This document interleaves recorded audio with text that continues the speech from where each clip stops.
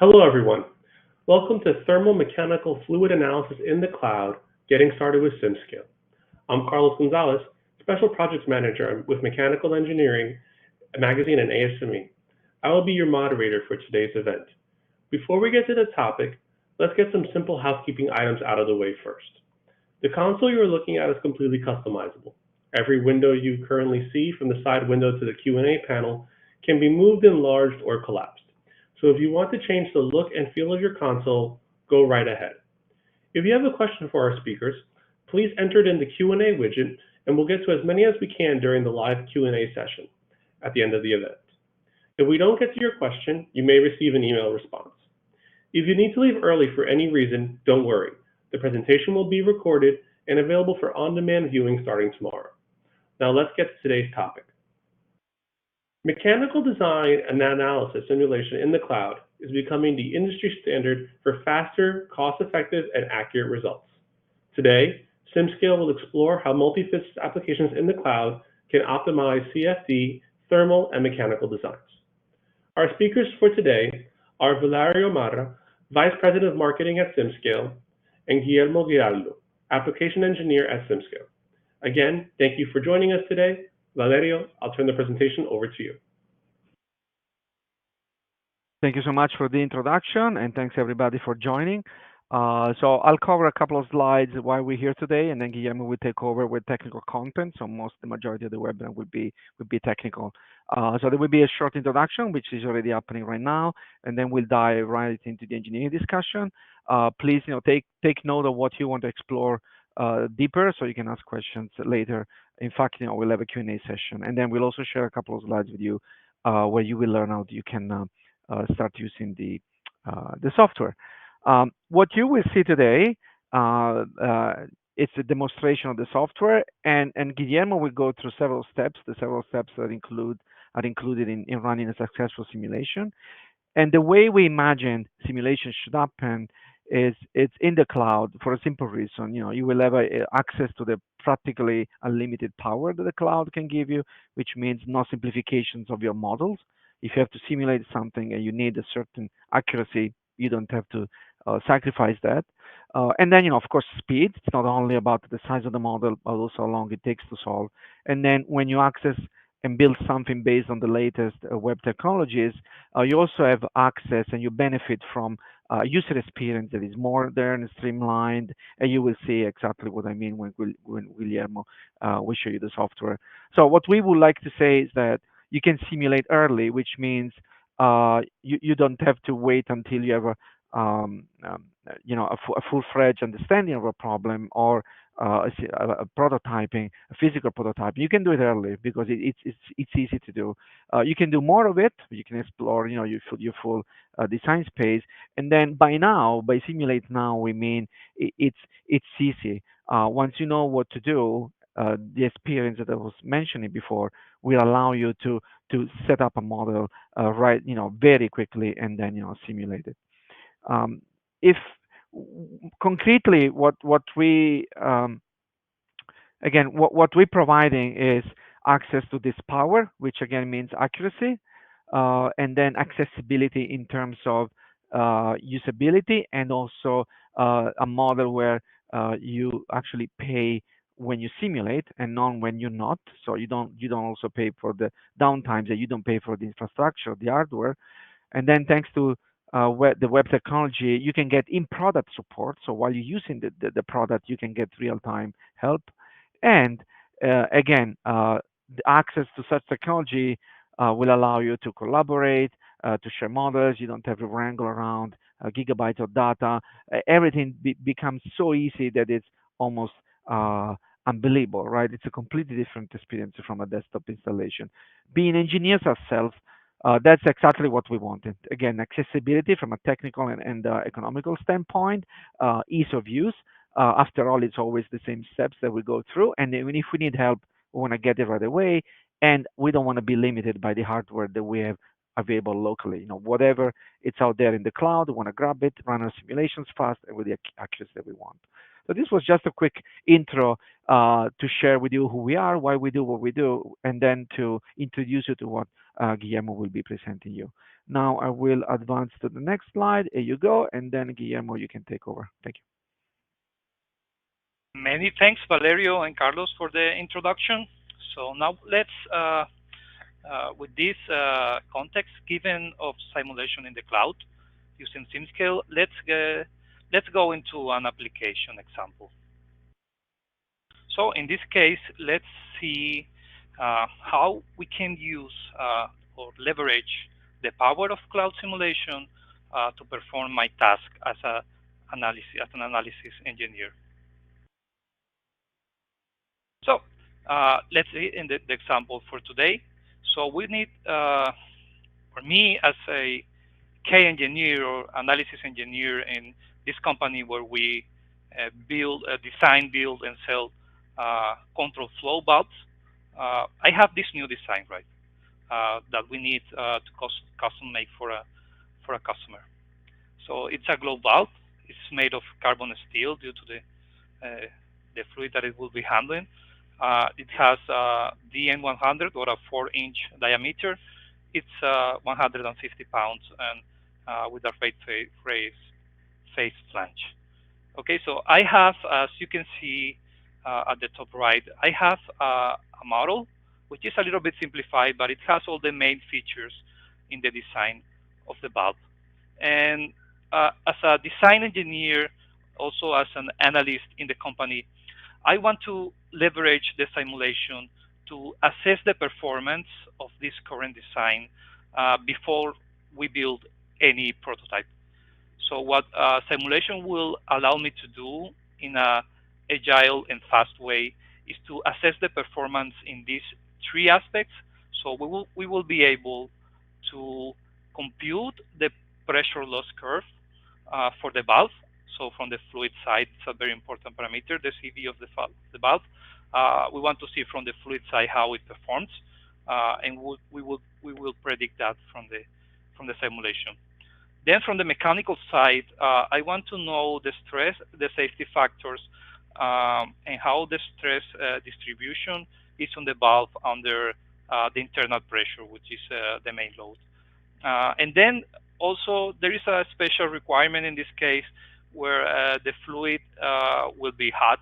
So I want to know how it also performs in terms of heat dissipation, but also all the thermal stresses that will be developed in the valve.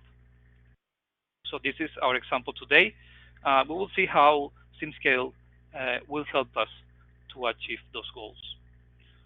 So as an overview of the process of how this happens inside SimScale, so I will start with a CAD, a 3D CAD, which can be basically the same base model as I will use for prototyping or for manufacturing. Of course, it needs some cleanup for simulation to defeature some things that won't add any value to the simulations, but fairly complex and a fairly complete model is the start point.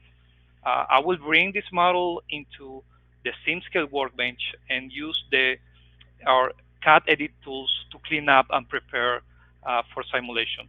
So from the original model, I will create two models, one with the fluid region and one with the mechanical, the material region, the solid regions. This will be then treated, and I will set up the simulation.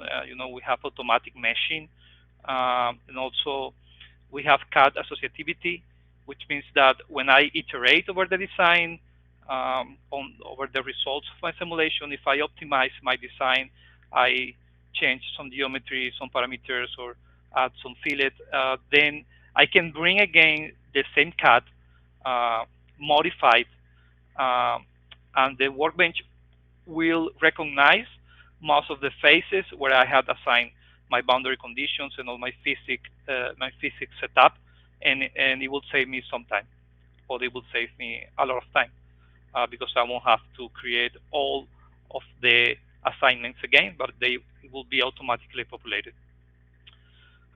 Then we will move to the physics. So we will handle three physics: flow, thermal, thermomechanical, and also the mechanical, the pure mechanical simulation. We will tackle turbulent flow in a flow rate driven. So my flow rate will drive my simulation, and we will see that with SimScale I can make a parametric analysis, so automatically uh, drive the different flow conditions, and it will allow me to automatically generate the pressure curve with minimal upfront setup. From the thermal side, we will perform a transient simulation. It's convection driven, so the hot fluid inside as a convection, and then the natural convection to the outside.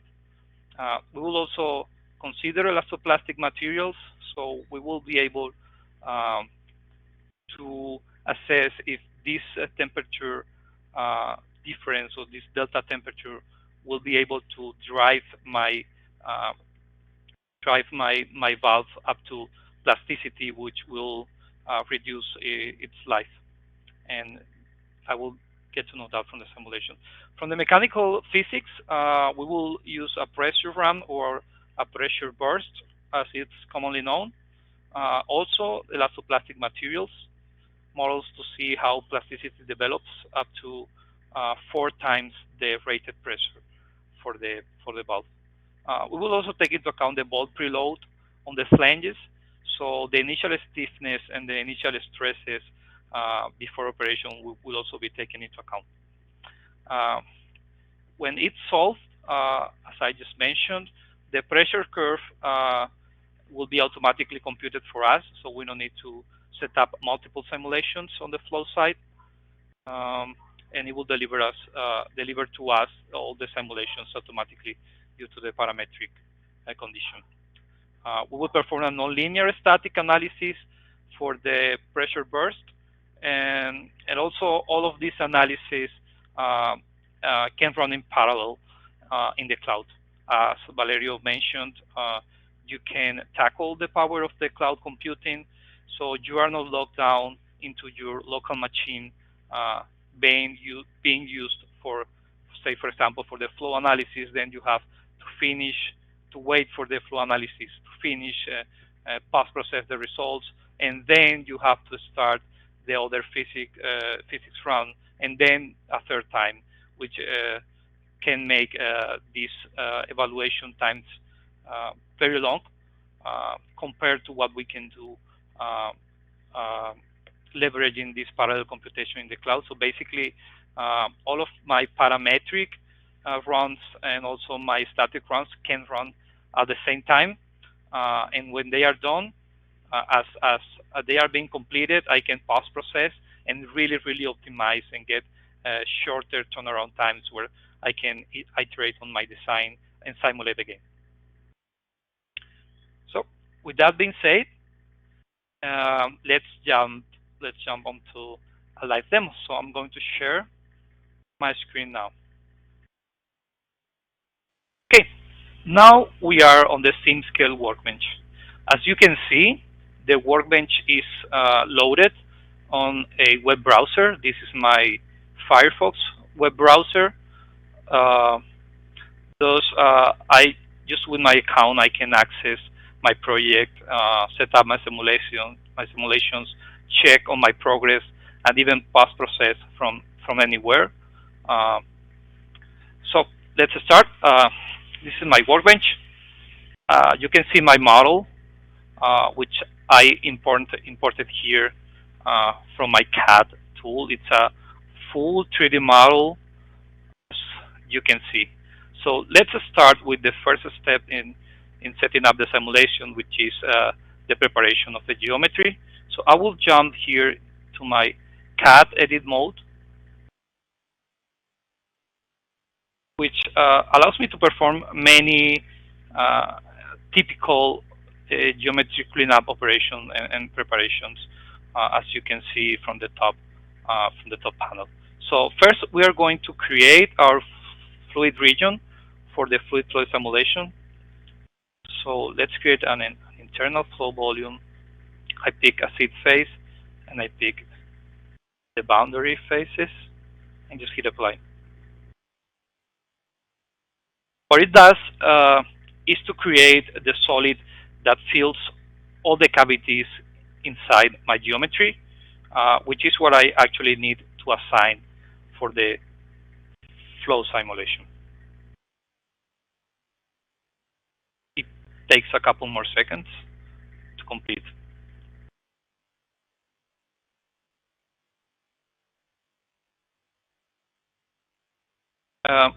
It's very useful to perform this operation here because then you don't have to make additional operations in your CAD model to create uh, this flow region for the fluid simulation.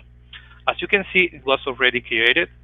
I'm gonna I'm gonna show it now. It's highlighted in red. So let's do a little trick here. Height selection and invert visibility, and you can see it created for me this solid. Uh, this solid now, this part which corresponds with the fluid. So for my simulation, I'm gonna show all. I'm gonna delete all of the solid parts because I don't need it for the simulation. So the validate operation, I'm gonna select the flow region. It's a little trick here, and then invert the assignment, and it will select all of the solid parts.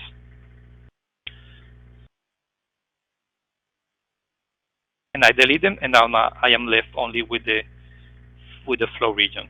Another operation that I want to do here that it's very important is to extend the inlets and outlets so my turbulent flow can develop through the whole length, the inlet and the outlet length. So it is easily done. I can do it here inside here. Sorry. I can move face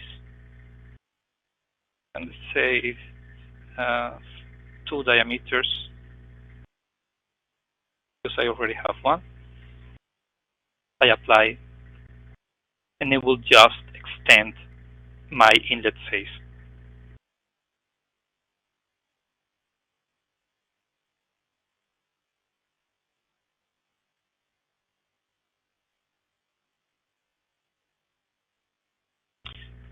Just a couple more seconds.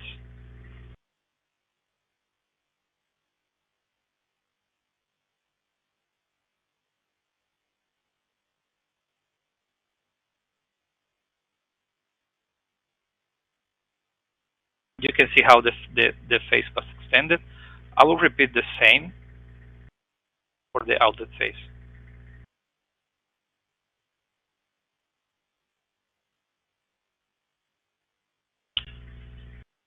Now that it's done and I have the flow region ready for simulation, I just hit the export button here, and the geometry that I just created will be exported into here as a copy of my original one. It will be displayed in a second.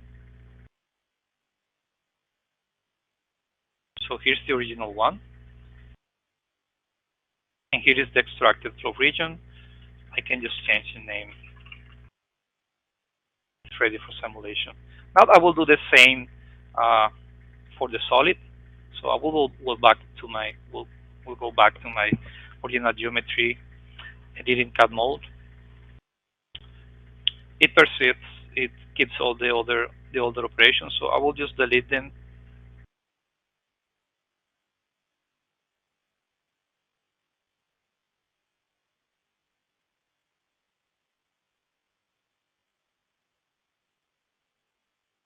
and I am back uh, with my original model.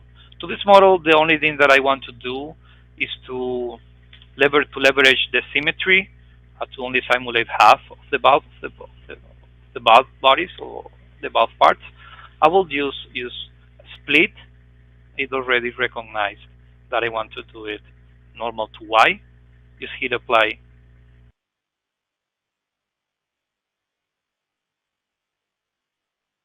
It will split all of the parts and leave me with the symmetrical model, as you can see.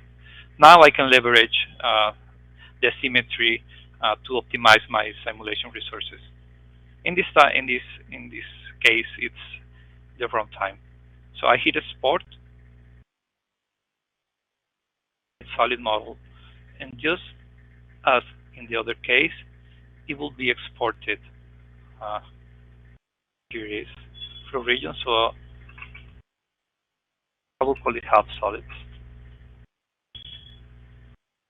So I can see my original model from my CAD program, the flow region, the half of the solids. Now my geometries are ready to simulate. I have, as you can see, I have three templates here for this analysis. It's very useful in this case. For example, if one of your design engineers is tasked with performing the simulations, but you have an expert simulation engineer in your company, the expert can create the template for the simulations, and then it's so easy, as you will see, to just assign the correct phases that a design engineer with less experience on simulation can perform it. So I will use geometry and select my flow region. For my geometry, you can see that it turns into a green check mark. And I can walk down the line and see all these. When I see all these red circles, I can just click because I know that I need to assign something here. So for the water, I need to assign the volume, and it turns green. It has some issues because I haven't assigned the other conditions. So try again. Sorry.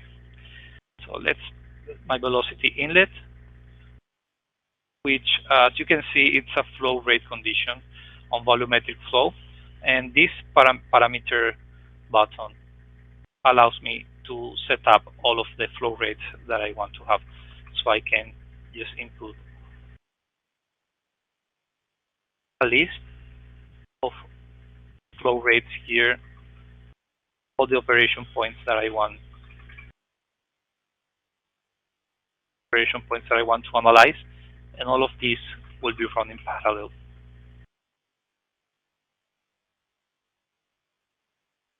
My pressure outlet, well, it's fine. It's okay. So as easy as that, my simulation is already set up. As I want to get out from the simulation the pressure curve, I can just create this surface data pressure difference. So the inlet phase, the outlet phase assign.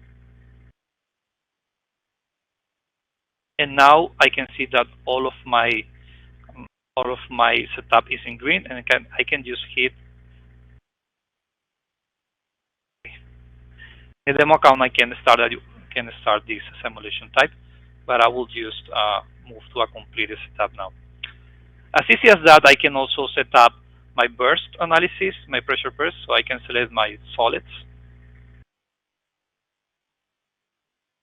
All the contacts, the bounded contacts, are automatically detected, and I can just, as I did, walk down the line as my setup is already predefined. So the 8 to 16 materials, so the cast steels, are my buff body, and the bonnet.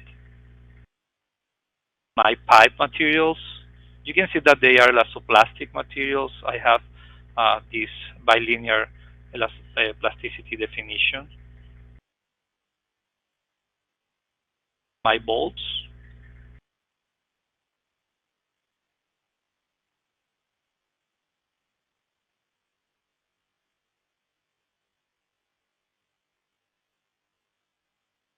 and finally all the other steels. Also, for my boundary conditions, I can also just create and select the faces, my fixed end and the free end to allow for lateral, my lateral deformation, axial deformations. My symmetry planes, I just select all of them from the viewer. The bolt preload for the 18 millimeter bolts, so the flange bolts, I select them all.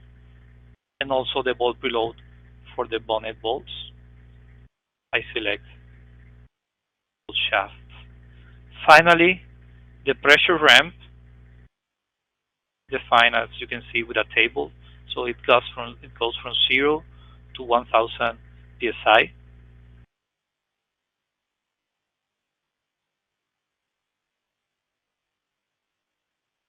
And I can just assign my interface. My interfaces where the pressure is acting. I will not complete right now the setup. It's just a demo, and we will see the complete analysis in a moment. It's the same for the thermal shock analysis, so I can just um, assign my solids, and it's just walk down the line and select all the corresponding parts and phases for the materials and the boundary conditions. And when I'm complete with the setup, I can just hit uh, start the simulation run, and all of them will compute in parallel. When they are complete, I'm going to show you this version of the project which is complete. So we can see, for example, for the pressure curve, that this experiment one took 3 minutes to run. So 1, 2, 3, 4, and 5 flow conditions for my pressure curve valve uh, run in 3 minutes. You can see. And if I check here, it says result control. I have the delta P, so the pressure loss curve, as a function of the operating flow conditions that I used in it, and it was computed in only 3 minutes. So I can iterate really fast, identify the areas. So let's take this condition where I took this screenshot and do a quick post processing right now.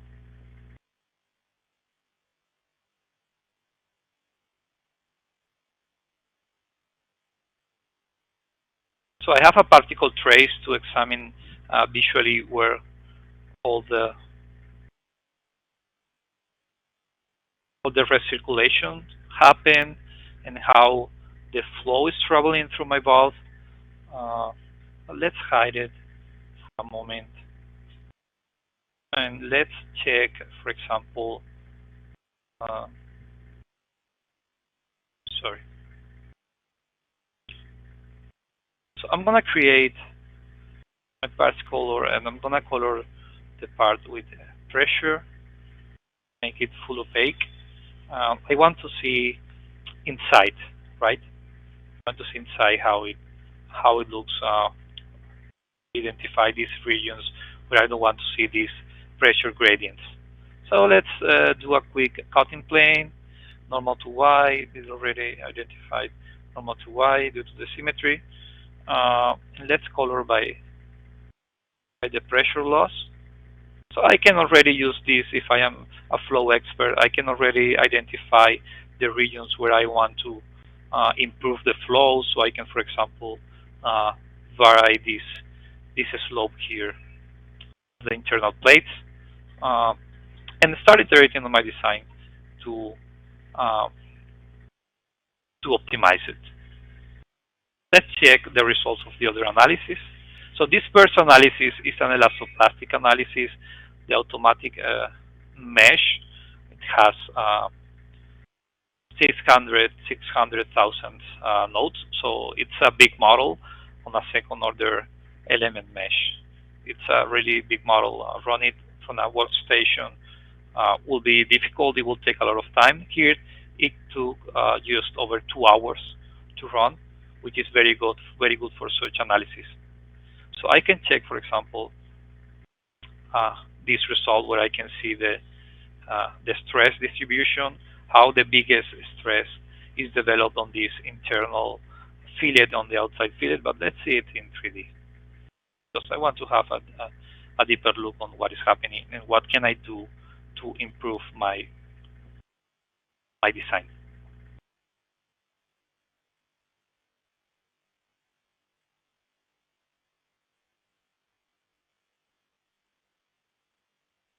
Remember that all of this is happening, all these graphics and post-processing is happening inside my web browser, which is very impressive. Okay, so let's see the von Mises stress distribution. I can see where the maximum stress are happening. So I have this area here, this fillet. I have a stress concentration here. I also, here there is not a fillet on this edge, also creating some stress concentration. If I look outside, there is also some stress concentration. Actually, the highest stress area is happening in this region. So perhaps this fillet radius is too small, and I want to increase the radius on my CAD, on my design, and just simulate again, as I just show you. If I want to compute the safety factor, we have a really nice new feature. You can see that it's under beta right now testing, but I can just divide my allowable stress by the von Mises stress, and I have a safety factor plot. Let's see. So if I get the minimum to 1 and the maximum to 4, I can use this plot to identify which places have a really high safety factor and which places have a low safety factor, and see where I can optimize, right? Very useful information for design. Now let's get to the final analysis. Uses the same mesh, so I can reuse the mesh. As you can see, the same 600,000 nodes. I can just reuse this mesh, so I already saved on a bit of computational time. This one took a little bit longer, so a little more than 2.5 hours. But I can see the temperature distribution. You can see the areas that get the most or the hotter inside due to the convection to the internal flow, and I can also see the colder areas outside due to the natural convection. I can also see the stress that are developed due to the thermal expansion. As always, I can also see this in 3D, compute my safety factors, and do all of the traditional 3D post processing that I'm used to do on my simulation software. So right now you can see the temperature distribution. We started at 20 degrees and went to almost 110 degrees, so a 90 degrees Celsius difference. If you want to see it in Fahrenheit, I can just switch the units, say scale to full range, and you can see that from 68 Fahrenheit to 230 also almost Fahrenheit of a maximum temperature. And you can see how it performs. Maybe try to take some actions on the geometry to improve this dissipation performance. But I can also just change immediately, as this is a thermomechanical simulation, to the von Mises stress. So in megapascals, I can see the places of higher stress. I can see some of them are on my boundary condition, which is just normal. For simulation, we can most of the time ignore those regions, but see what are the places where the highest stress happen. I can see, for example, here in this back seat for the valve, for the sealing, of the fluid is creating some high stress regions, not just inside the shaft of the valve, and also some regions. And let's have a look outside. You can see in these edges, maybe perhaps the fillets are too small on radius, and I don't see more areas of concern. But it gets me all the information I need to iterate and improve on my design. Okay, so that completes what I wanted to show you as a live demo on our online platform, and we can go back to the slides. Valerio, you can continue from here. Thank you, Guillermo, for the demo. I see many questions coming in. I think, Carlos, you can moderate and we're ready to answer. Excellent. Thank you, Guillermo, for a wonderful presentation. If you haven't done so already, please be sure to enter your question into the question window on the side of your screen and hit the submit button. We'll try to get to as many as we can, but if we haven't well, you might receive an email response after the presentation is over. So our first question is for Guillermo. Do all computations, meshing, solving, processing happen in the cloud? Yes, yes, that's right. All of the computations, including meshing and physics solution, happens all on cloud servers. Those while these computations are running, you can just do other tasks with your computer because the memory uh, and the processing power of your local machine will not be occupied by these computations. Thank you. Our next question is also for Guillermo.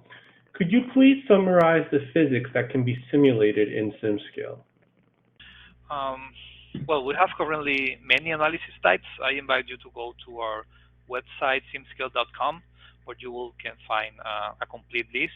But basically, we have on flow, we have compressible, incompressible, subsonic. We have optimized flow for airflow around cities. We have pedestrian wind conform analysis. We have multi-phase analysis, and on the solid side, solid mechanics side, we have static, linear and nonlinear. We have dynamic analysis, frequency analysis, harmonic analysis, thermal and thermomechanical analysis. We have also the multiphysics, which is our conjugate heat transfer, which will allow you to compute heat transfer to conduction on the solids, convection on the fluids, and also the interchange on the interfaces. So I think this is a pretty comprehensive list of the physics that you can tackle right now with SimScale. Thank you. We have a question here for Valerio. How many engineers and designers are using SimScale, and could you maybe expand on what industries are using SimScale? Yes, sure. So we have around 300,000 engineers and designers who signed up to use the software, and so we have a huge community of people that are using simulation in the cloud to design their products. And then the industries are many. There's automotive, aerospace, the architectural um, projects where you have to design cities or how buildings withstand to wind loading and other things. Fluid dynamics problems that could belong to many industries, the chemical industry or medical industry. So basically, all the users always surprise us with the many applications that they can run in SimScale. So in the end, it's just to uh, check that we have the physics and the capabilities that you need, and there's no limitations. Excellent. Our next question is, and I think this is about how familiar someone is with cloud computing. Do I need to know cloud computing to be able to run SimScale, or can I just focus on modeling and simulating the tools?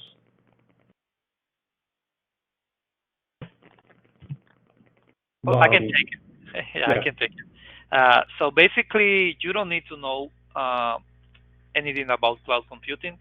Everything is taken care by us at SimScale. We just provide you with this workbench that you saw me using, which allows you, as you say, to focus on modeling, setting up the simulation, and post-processing the results.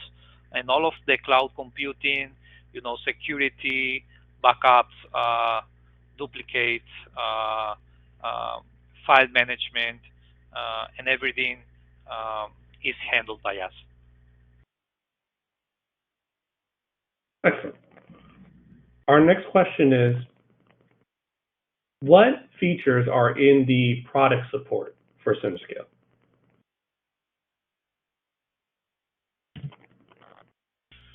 Maybe Valerio, you can answer that question, or Guillermo. Uh, yeah, I think Guillermo is providing support on a daily basis. So. Yes, yes. So as part of support, we offer uh, to help you since the beginning. So since you reach out to us with the intention to purchase a license, we will help you know the process. We can investigate your needs, what physics you need to model, show you our capabilities. This is where all the support starts. You can request for a user test, a guided user test. We will provide you uh, customer support during your testing of the platform, so you can make the best decision on the purchasing of a license.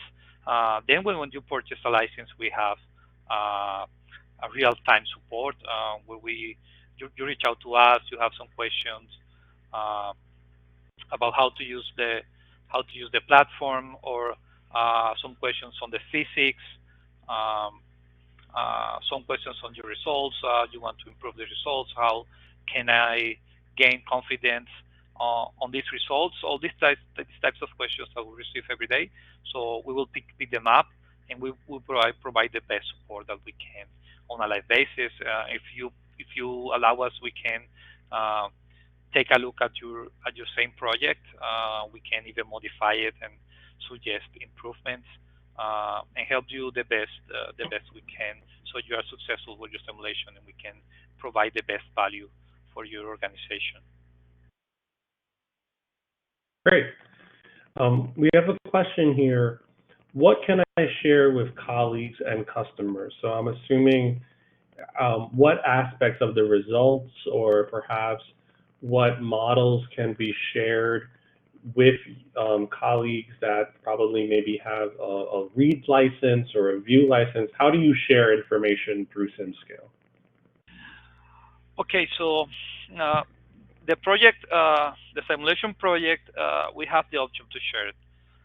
So basically, anyone with a SimScale account uh, can have access to your project if you provide them with the permissions. You have control, so they can levels of control. So you can, for example, allow them only to view the simulation if you want them to only check on the post-processing results, or only make a quality review of your setup. Then you can provide only uh, view access. If you think they need to copy the project, maybe to get their own copy and make their changes, you can allow them to copy the project.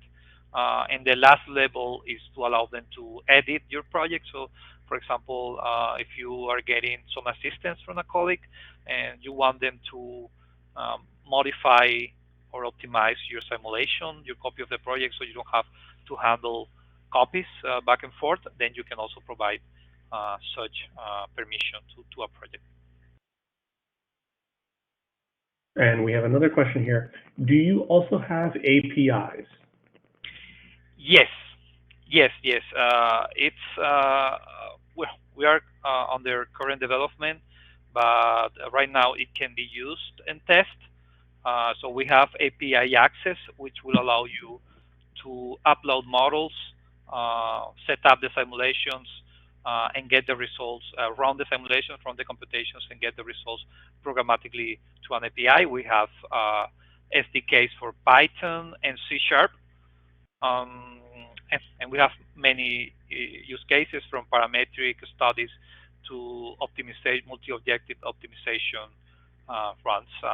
It's also used for some third-party tools. For example, add-ons for some CADs that want to leverage simulation. Then they use our API only to perform the simulation and bring the results back into the CAD. So yes. Excellent. We have a few more questions here. How, oh, sorry, could the flow rate at the inlet boundary be time dependent? Yes, yes, that will be a transient simulation. It's a little bit more computationally expensive and less common to be done, but it's completely possible. Here, I just run a steady state analysis, so considering only the operational point of the flow. But yes, you can input time vari time vari time time dependent uh, flow rates for transient analysis. Excellent. And our next question is, how easy can SimScale CFD outputs be interfaced? with other simulation models. The person gives examples such as thermal physics to have integrated analysis. Okay, I will need a little bit more clarification. I don't know exactly what you mean by integrated analysis. I mean integrated into other tools, maybe. But in any case, you can download the results in a standard format, which is VTK. Uh, there is a standard open source library to handle with the results. So you can download the results maybe from the simulation or maybe through the API, and from there use the results, handle the results as you need them, and process them and integrate it into other tools if that's what the question is referring to. Excellent. Well, this brings us to the end of our presentation for today. I want to thank SimScale, Valerio, and Guillermo for a wonderful presentation, and all of you for joining us today. If anybody missed any part of the presentation, don't worry, it will be archived shortly, so you can view it again, refer someone to it, or access those related materials. Once again, thank you to SimScale, and for everyone joining us today, have a great afternoon.